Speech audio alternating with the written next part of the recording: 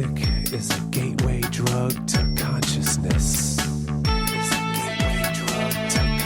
Je disais donc dans la précédente vidéo que David et Jonathan, le fils du roi Saül en place à l'époque, étaient devenus extrêmement amis. Et ça a mis Jonathan d'ailleurs dans une position un petit peu difficile, puisque Jonathan essayait de faire le lien et la protection de David vis-à-vis de son père, tout en essayant de rester loyal à son père. Donc nous retrouvons David quelque temps plus tard, quand il essaye de survivre en étant en disgrâce vis-à-vis du roi Saül, qui le considère comme son ennemi. Saül a compris que David allait être le futur roi, et il a peur. Il voit son trône lui échapper et il a peur.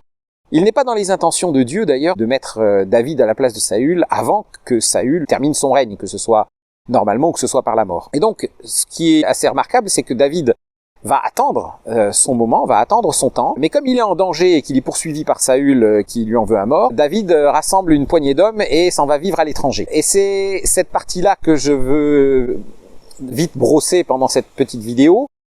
C'est le temps où il est à l'étranger et il est recueilli par un roi qui est l'ennemi d'Israël. Et on voit David commencer à jouer double jeu. David joue double jeu parce que d'un côté, il ne fait rien contre le peuple d'Israël.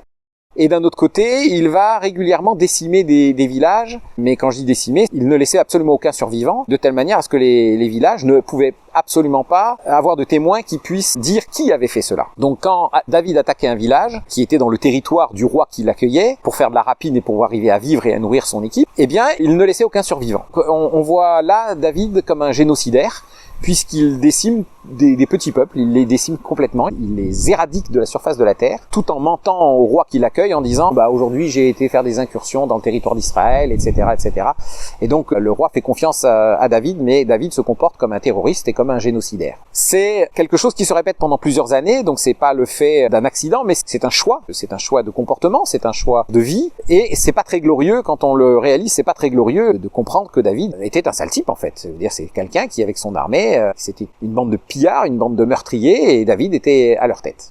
Voilà. On arrête là pour cette capsule vidéo, et je vous donne rendez-vous dans la prochaine pour continuer un petit peu à brosser le tableau du roi David, et puis dans les prochaines pour voir un petit peu en quoi ce personnage de David nous est utile, nous aujourd'hui au XXIe siècle, en tout cas en quoi cette histoire, ces histoires nous sont utiles.